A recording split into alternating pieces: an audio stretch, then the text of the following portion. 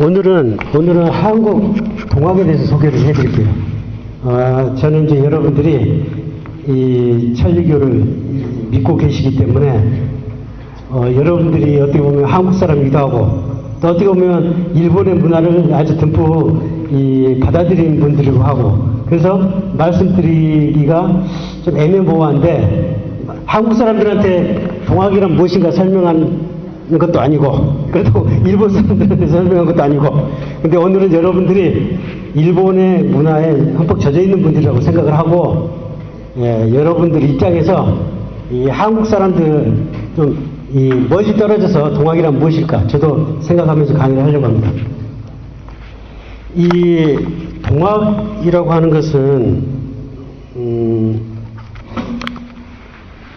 여러분들이 많이 평소에 들으셨을지 모르겠는데 동학 하면 좀 이상하죠. 천리교 하면 좀 이해가 되는데 무슨 교, 천주교. 근데 동학 하면 이해가 안 돼요. 근데 한국 사람들은 동학 하면 이해가 잘 되는데 천리교 하면 좀 이해가 안 되죠. 왜냐면 한국 사람들은 동학에 세뇌돼서 오랜 시간을 동학과 함께 살았기 때문에 동학하면 가슴에 와닿는 게 있죠. 오히려 천주교, 천리교, 천도교 하면 뭔가 거리감이 있어요. 이 동학은 우리 한국 사람들한테는 그야말로 수백 년이 아닐까요? 1840년경에 동학의 교주가 탄생했으니까 100년, 200년도 안 되지만 사실은 현대 한국인들이 태어난 사상적인 고향이라고 할 수 있는 게 동학이에요. 그러면 제가 10개 키워드로 동학을 정리하려고 했는데요. 맨 첫 번째 키워드가 동학입니다. 동학. 이 동학이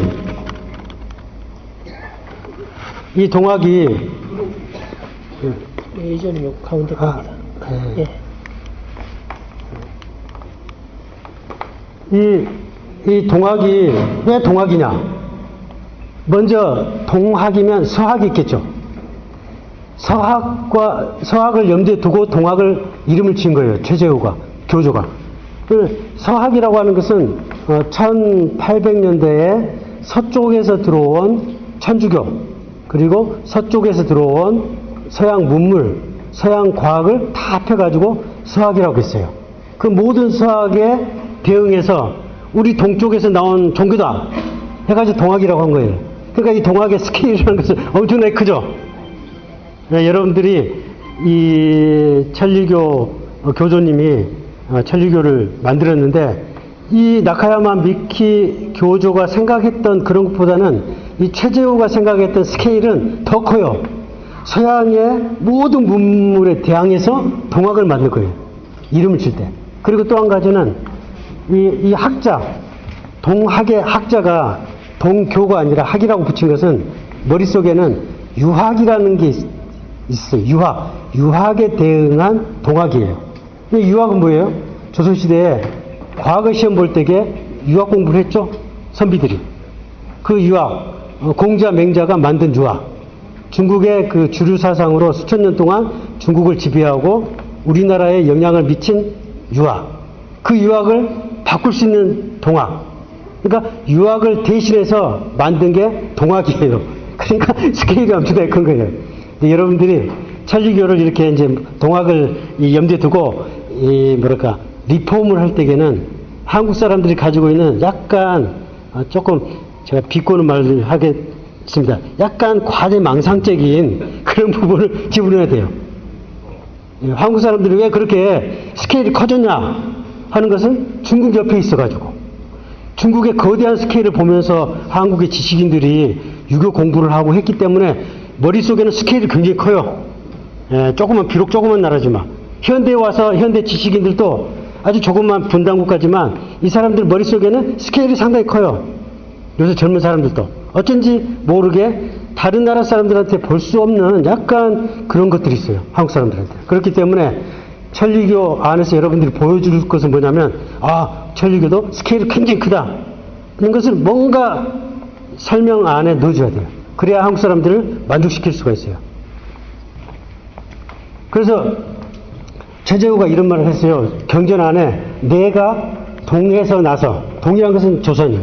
동에서 받았으니, 동쪽에서 받았으니, 도는 비록 천도이지만, 서학이지만, 이 천도는 천주교를 말해요. 천주교가 들어온 것을 최재호가 보고 거기서 벤치마킹을 한 거예요. 이름이라는 것은 동학이다. 서학과 같은 것을 가르치지만 내가 만든 종교는 동학이다. 왜 동쪽에서 있습니까?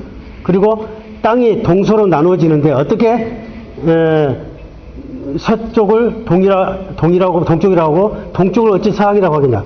내가 이 동쪽에 태어나서 동쪽에서 큰 이 체험을 해가지고 도를 깨우쳤는데 어떻게 서도라고 하겠냐. 동학, 동도, 동학이라고 하겠다. 그래서 동학이라는 이름을 붙인 거예요. 그렇기 때문에 동학이라고 한 것은 알게 모르게 이 사람들을 빨아들이는, 특히 이제 한국 사람들을 빨아들이는 그런 매력이 있는데 그 매력 중에 하나가 이렇게 스케일이 큰 거예요. 근데 앞으로 말씀드린 것들은 다 스케일이 커요. 그 다음에 득도 체험. 이 나카야마 미키 교조는 체험을 할 때에 갑자기 체험을 했어요. 갑자기 신이 교조 몸속으로 들어와가지고 교조님의 신랑한테 나는 미키를 내 사장으로 삼겠다. 미키를 달라. 이렇게 따졌죠?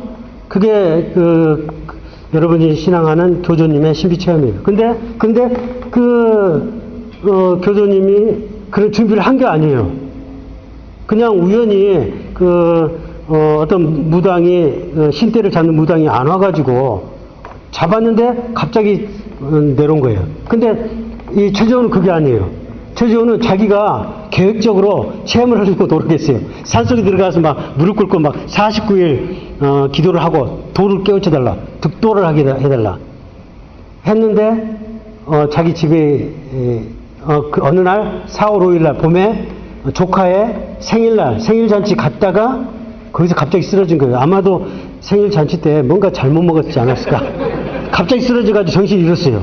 그래가지고 그러니까 사람들이 떼매고 집으로 왔어요. 근데 그 집이 어떤 집이냐면요, 경주에 아주 쓰러져가는 정식 집이 아니라 지금 용담정이라고 하는데 자기 아버지가 옛날에 산속에 만들어 놓은 운막 같은 정자에 살고 있었어요. 왜냐하면 이 최재호가 전부 실패를 해서 사업도 실패하고 모든 게 실패해가지고 가족들을 데리고 얘들 데리고 자기 아버지가 지어놓은 조그만 정자에서 살고 있었는데 마을에서 갔다가 그렇게 약간 몸이 이상해서 집으로 돌아왔다가 집에서 저녁에 체험을 한 거예요.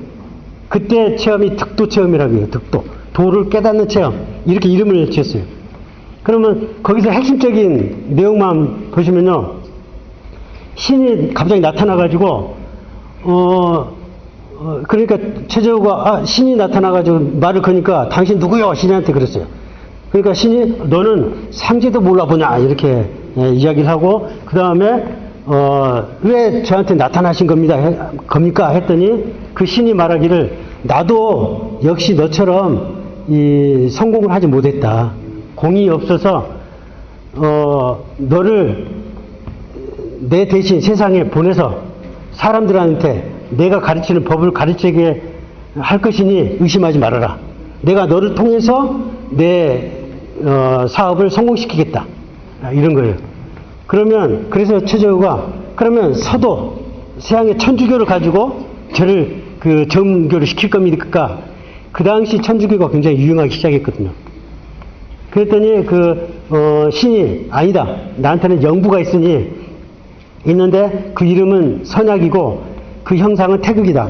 그리고 그 형상은 궁궁이니 궁자예요. 궁자. 궁궁이니 내가 주는 영부를 받아서 사람을 질병에서 건지고 내 줌을 받아서 사람을 가르쳐라. 여기에 핵심적인 키워드가 나와요. 가르쳐라. 가르쳐라. 이 종교에는 여러 가지 종교가 있는데요. 첼리교는 가르치는 종교는 아니죠. 일본에는 공부를 전문적으로 하는 종교가 있어요. 뭐죠? 어떤 종교? 예. 사람들한테 학습지를 보내서 시험을 보게 하고 공부를 전문으로 하는 종교. 이 동학은 공부를 전문으로 하는 종교예요. 이 신이 나와가지고 가르쳐라. 이 법을 가르치는 종교. 왜 그러면 한국 사람들이 만들어낸 근대 종교에 가르친다는 게 이렇게 중요하냐? 한 것은 우리나라 사람들은 조선시대에 600년 동안 과거제도가 있었죠. 그래서 우리가 못 먹고 먹는 사람들은 이 농사만 전문적으로 지는 사람 아니고 다른 일을 못하는 사람을 제외해놓고 뭔가 공부를 한 글자라도 알 수 있는 사람은 전부 과거 시험을 준비했어요. 무조건 배우는 거예요. 가르치고 배우고 오로지 가르침과 배움을 통해서 집안 사람들이 성공하고 먹고 살 수 있는 기반을 닦을 수가 있어요. 모든 사람들이. 그래서 조선시대에 서울 인구가 중기 후기쯤 가면은 한 10만, 20만쯤 됐는데요. 과거 시험 보러 온 사람들이 그 정도 됐어요. 서울에. 그래가지고 과거 시험 이 경복궁이나 아니면은 창경궁 쪽에 과거 시험 보는 날은요 몇 사람이 깔려 죽어요. 그래서 내가 안 죽었다는 사실만 해도 행복한 그런 젊은 사람들이 또 양반들은 밑에 하인들을 대동하고 가요. 서너 명.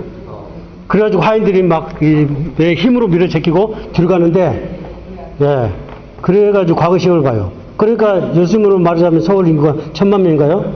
그럼 한 1000만 명이 지방에서 올라와요. 그 1000만 명이 전부 과거 시험 봐요. 그게 매년 서너 차례 정식적인 시험만 해도 심하면 10차례 과거 시험을 봐요. 그러니 온 나라가 과거 시험이에요. 실제로 학교 간 사람은 몇백 명이 안 되죠. 조선시대 전체를 합해서 해가지고도 1000명이 안 될 거예요. 그러니 이 배움이라는 게 얼마나 한이 미쳤겠어요. 학교 간 사람보다 떨어진 사람이 더 많죠. 예, 무수히 떨어진 사람. 그래서 1대 2대 조상이 과거시험 합격했더라도 2, 3대 가가지고 과거시험 합격자가 안 나오면요 바로 양반에서 몰락해가지고 양반 자격이 박탈돼요. 그래서 할 수 없이 시골에서 농사도 못 지어요. 그런 사람들은.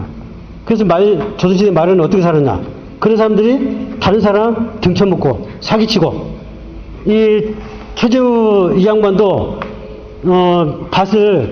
조상이 남긴 밭대기를 몇 사람한테 팔아먹어가지고 관가에 걸려서 사기꾼으로 걸려서 그리고 이야기가 사실인지 모르겠는데 기록상에는 그 자기한테 그 억울한 피해를 받은 사람을 때려가지고 죽인 적도 있어요. 예, 그게 사실인지 아닌지 모르지만 그 정도로 양반의 그 횡포가 심했어요. 그럴 수밖에 없는 것이 과거 시험에 합격 못하면 지방에 가서 할 일이 없으니까.